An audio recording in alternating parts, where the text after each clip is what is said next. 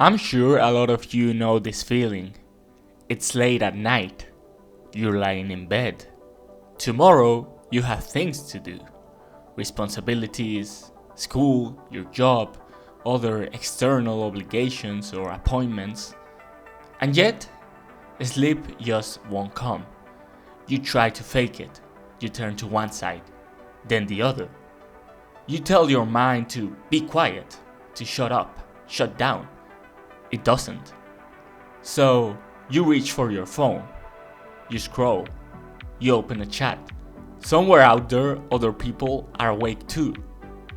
Also suspended in this strange space between today and tomorrow. A while ago, I was scrolling through my contacts, searching for people, anyone, who might still be awake. And then, out of nowhere, it happened. Staring at those tiny profile icons on the Messenger app, an idea struck me. Suddenly, I wasn't tired anymore. I was alert, focused, alive. Creativity flooded me. Motivation followed. And I knew I had something. For a brief moment, I understood that strange emotion of exhausted wakefulness, that almost zen-like trance that only seems to exist in the ghostly space between yesterday and tomorrow. I think it says a lot about my creative process. It's not so much methodical approach as it is sonic booms of inspiration that come seemingly out of nowhere. So I set out to try and map this, explain this, what this weird solitary feeling is that you get at night, and why it seems to be so easy to find motivation during these hours. Now, I don't know about you, but for me, most of the people I know, I don't actually see that often. Looking purely at the time we interact with our friends and acquaintances, most of that time we don't see them in person, in real life, but as a digital placeholder. They are icons on a screen, stories and reels on social media apps, text messages on our phones, digital illusions, personas. That's how we mostly see them day to day. That's the online world, the whole of social media. There's not only a real distance between us, which sometimes can be continents apart, depending from where you're watching, but a metaphorical and perceived one as well. Layers upon layers of carefully crafted online presence, of what we choose to show and tell and what we choose to omit or hide. Let's call it the digital self. We pour ourselves into these digital replicas, feeding them with data, songs, images, thoughts, fragments of who we are or we want to be or pretend to be, until they start to feel more complete than we do.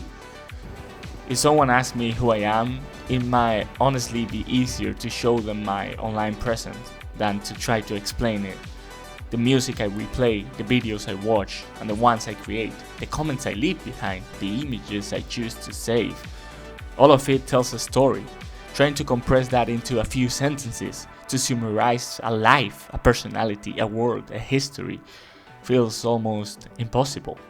So instead, we exist in this hyper-reality. Thousands of like-minded people only a few clicks away, sharing like-minded content. Distance in itself isn't necessarily a bad thing or a limit anymore. But sometimes we crave something deeper, something more real, someone who doesn't just see the digital self, but understands the person behind it, someone who truly gets it. But it's at night more than ever that it dawns on us. It's impossible to surround ourselves with company at all times. At the end of the day, we are left with only one presence, our own. We've romanticized this feeling of 3 a.m. solitude, late nights on balconies, lonely walks through empty streets, quiet reflections in dimly lit rooms or under the moonlight.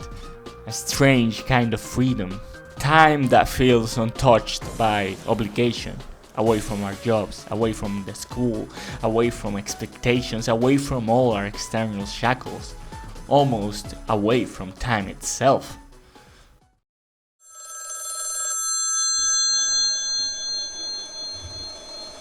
Everyone was born feeling lonely. Humans are like isolated islands, floating in the sea of destiny. Once they touch, an effect occurs. Sometimes they will stay together in the name of companionship, ego, friendship, love, or hate. But eventually, they will separate, heading towards the path of breakup. Unfortunately, everyone fears being alone. I'm no exception. Humans long for the vitality and understanding that comes from contact with others, because once they face loneliness, it means facing reality, facing themselves.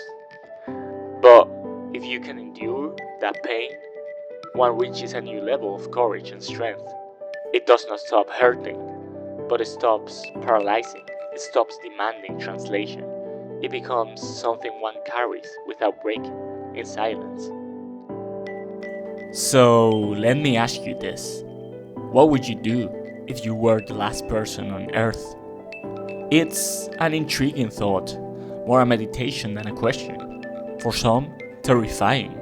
For others, liberating. During the day, we chase stimulation. Dopamine pulls us towards distraction, towards any kind of action we can take. But at night, when the noise fades, imagination expands. There is nowhere to go, nothing expected from you, no answers, only questions. You can be anyone. In that absence of pressure, there's freedom. Maybe there's no lesson in it. Maybe it's simply a moment of awareness, of emptiness, a quiet reminder. You exist. Take a breath, and then the night continues. And for me, that's enough. Thanks for watching. I'll see you on the next one.